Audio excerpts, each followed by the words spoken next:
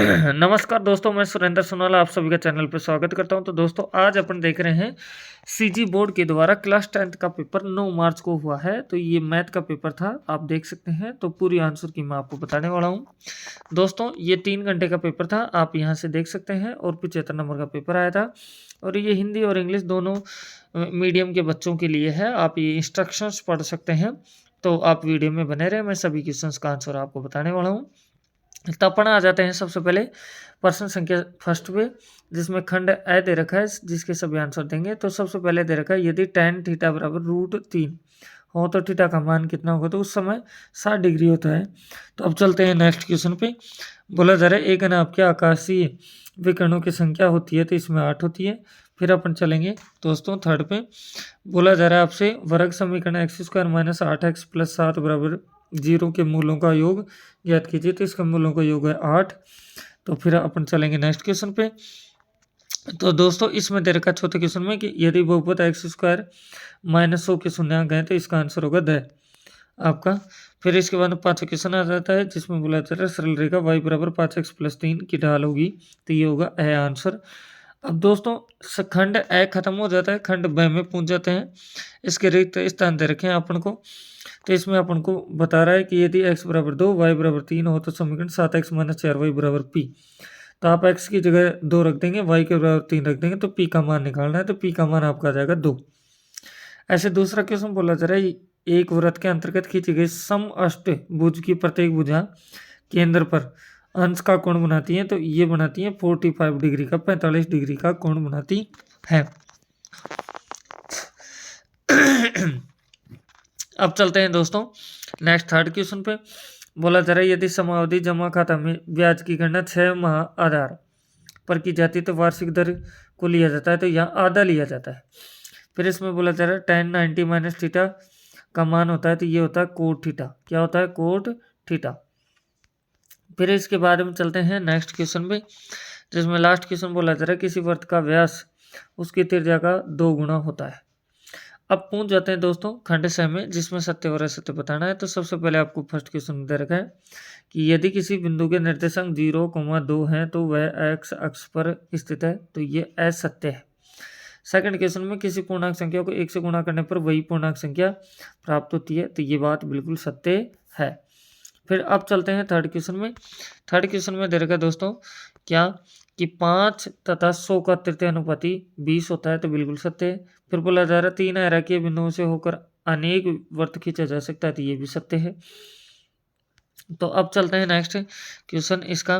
तो बोला जा रहा है सावधि है ना, इसका मतलब है समावधि खाते में जमा धन पर चक्रवृद्धि ब्याज दे होता है। तो ये आपके ऊपर छोड़ता हूँ, बहुत ईजी क्वेश्चन है। अब चलते हैं दूसरे क्वेश्चन पे दोस्तों। दूसरे क्वेश्चन में दे रखा है बहुपद x² - 5x + 4 का गुणनखंड ज्ञात कीजिए। तो गुणनखंड कैसे ज्ञात करेंगे, इसका ब्रेक कर दो। तो इसको लिख सकते हैं x² - के 4x - x और प्लस के 4। इन दोनों पेयर में से आप कॉमन लो, तो x - 4 बचा, x बार ले लिया। फिर अपन ने यहाँ -1 ले लिया, तो x - 4 बचा। तो एक तो जोड़ा हुआ x - 4 और एक होगा x - 1, और यही आपके क्या हो जाएंगे, गुणनखंड हो जाएंगे। अब दोस्तों नेक्स्ट थर्ड क्वेश्चन बोला जा रहा है निम्नलिखित आंकड़ों के बहुलक ज्ञात करो। तो बहुलक होगा 102।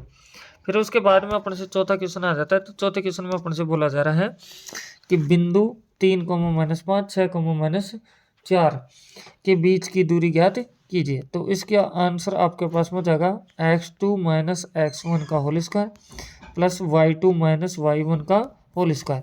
तो इसका आंसर आएगा √10। ओके। फिर उसके बाद में है अपने पास में ये कि समांतर श्रेणी 5, 8, 11, 14 डैश डैश का 10वां पद ज्ञात करो। तो 10वां पद का फॉर्मूला होगा an बराबर में a + n - 1 होल d। तो मैं सीधा लिख रहा हूँ आंसर यहाँ 5 + 9 गुणा में 3। तो आपका आंसर हो जाएगा 32।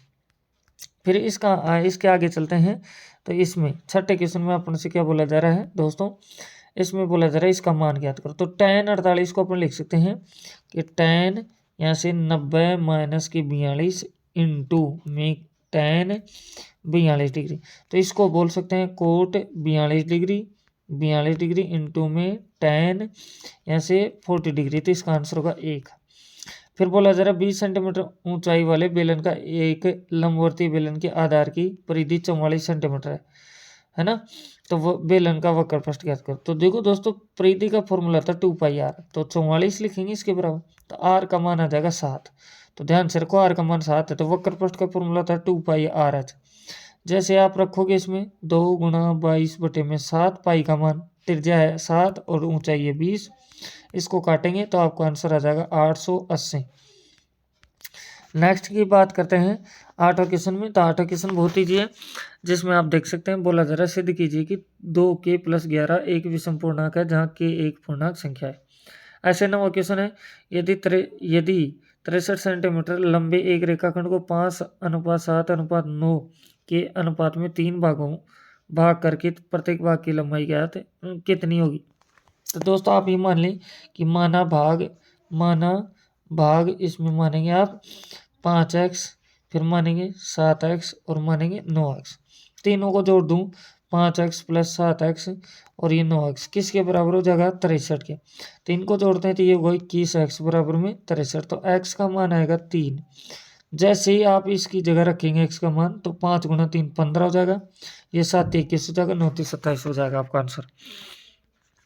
अब चलो दोस्तों नेक्स्ट क्वेश्चन में।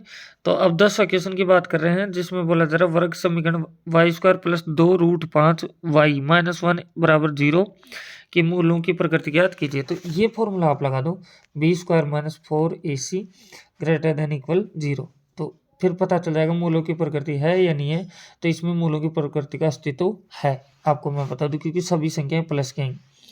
फिर अपने पास में पहुंच जाते हैं 11वां क्वेश्चन। 11वां क्वेश्चन बोला जा रहा है GY, PQ और RS वृत्त के बाहर एक बिंदु T पर एक दूसरे को काटती हैं। यदि TQ = 3 सेंटीमीटर, TP 8 सेंटीमीटर और TS 4 सेंटीमीटर है, तो TR और RS की लंबाई ज्ञात कीजिए।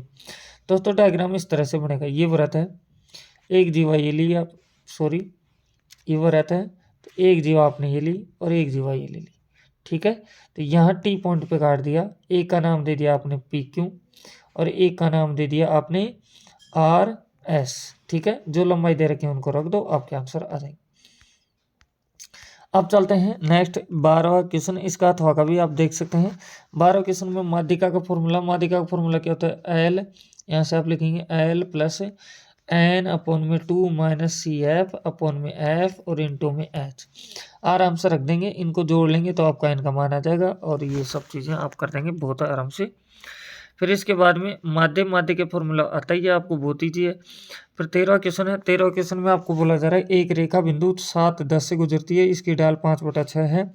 इस रेखा पर उस बिंदु के x निर्देशांक ज्ञात कीजिए जिसका y निर्देशांक 15 है। तो दोस्तों जो रेखा का समीकरण का फॉर्मूला होता है वो होता है y - y1 = m x - x1 और प्लस में c। ये फॉर्मूला लगा दो, आपके आंसर आ जाएंगे। तो नेक्स्ट दोस्तों क्वेश्चन आ जाएगा, इसके अथवा में दे रखा है। फिर अपने पास में आ रहा है दोस्तों ये 14 क्वेश्चन। बोला जा रहा है 2 सेंटीमीटर त्रिज्या वाली 64 गोलियों को पिघलाकर एक बड़ा गोला बनाया जाता है, बड़े गोले की त्रिज्या क्या कीजिए। तो गोले का फॉर्मूला होता है 4/3 πr³। अब ये तो एक गोले का हुआ, आपको कितने गोले चाहिए, 64। फिर ये किसके बराबर हो जाएंगे, एक बड़े गोले के आयतन के बराबर। तो बड़े गोले की त्रिज्या मान लेते हैं। तो दोस्तों देखो, इससे ये कट गया तो इधर बच रहा है ये, तो r की जगह आप रखेंगे 2, तो ये हो जाएगा 8 × 64 और इधर हो जाएगा r³। तो r का मान आ जाएगा आपके पास 8। तो आपका त्रिज्या ही आपसे पहुंच रहा है, तो ये आंसर आपका हो जाएगा। फिर इसके अथवा में दे रखा है जो शंकों का क्वेश्चन है, ये भी आप बहुत आराम से कर सकते हैं। 15 क्वेश्चन है, जिसमें बोला जरा वित्तीय वर्ष 2014-15 में एक बैंक कर्मचारी की मासिक आय 40,000 रुपये है, वह 42,000 रुपये वार्षिक सामान्य भविष्य निधि में जमा करवाता है तथा 6,000 रुपये की अर्धवार्षिक प्रीमियम LIC में देता है। दे आयकर की गणना कीजिए, सभी नियोजित राशि पर छूट की अधिकतम सीमा 1 लाख रुपये। तो इसको भी बहुत आराम से कर सकते हैं, ये टेबल रही है आपकी, और इसको देख के आराम से कर सकते हैं, बहुत ईजी है। फिर आता है अपने पास में 16 क्वेश्चन। 16 क्वेश्चन में अपने से बोला जा रहा है PQR एक समकोण त्रिभुज है, तो आपने ये समकोण त्रिभुज बनाया, Q एंगल 90 डिग्री हो गया, इसको मान लीजिए P और ये मान लीजिए आप R। तो आपको बोला जा रहा है PQ है 6 और QR है 8। जैसे ये कर्ण हुआ तो कर्ण हो जाएगा 10। आपको इसके परिगत इसके चारों तरफ एक वृत्त खींचना है, तो ये वृत्त आप इस तरह से बना देंगे, ठीक है। जो आपके पास में स्केल वगैरह रहेगा उससे आप आराम से कर सकते हैं। ऐसे ये भी रचना का ही क्वेश्चन है, फिर आपसे बोला जा रहा है 17 क्वेश्चन में 1 और 100 के बीच सभी प्राकृत संख्याओं का योगफल ज्ञात कीजिए जो 3 के गुणज है। 3 के गुणज 3 के पहाड़े में आने वाले 3, 6, 9 डैश डैश और ये 99। तो SN का फॉर्मूला लगा दो क्योंकि योगफल पूछ रहा है तो n/2। ठीक है, और अपने पास में यह आ जाएगा n/2 आ ही जाएगा। फिर इसके बाद हम बात करते हैं तो यहाँ से आ जाएगा a प्लस में l, आपका आंसर आ जाएगा दोस्तों। इस तरह से आप कर सकते हैं। फिर उसके बाद में बात करते हैं इसके अथवा का, ये भी बहुत ईजी है, आप x का मान ज्ञात कर सकते हैं। 18 क्वेश्चन में त्रिकोणमिति के क्वेश्चन दे रखे हैं तो ये भी बहुत आराम से कर सकते हैं। ये LHS है, ये RHS है, तो इसको प्रूव कर सकते हैं आप। इसके अथवा में ये दे रखा है, ये भी आपका त्रिकोणमिति के अनुप्रयोग से संबंधित चैप्टर से है, तो इसको भी बहुत आराम से आप कर सकते हैं। तो बहुत ईजी है दोस्तों। इस तरह से अपना पूरा पेपर होता है। अगर चैनल फर्स्ट टाइम में विजिट कर रहे हैं, चैनल को सब्सक्राइब करें, बेल आइकन प्रेस करें, अपने दोस्तों के साथ में शेयर भी करें। मैंने सभी सब्जेक्ट के प्री मॉडल पेपर आपको चैनल पर अपलोड कर दिए हैं, क्योंकि सेम पैटर्न पे क्वेश्चन आते हैं तो उनको जाकर के देख सकते हैं आप। तो मेरी तरफ से best of luck, thank you. फिर मिलते हैं नेक्स्ट वीडियो।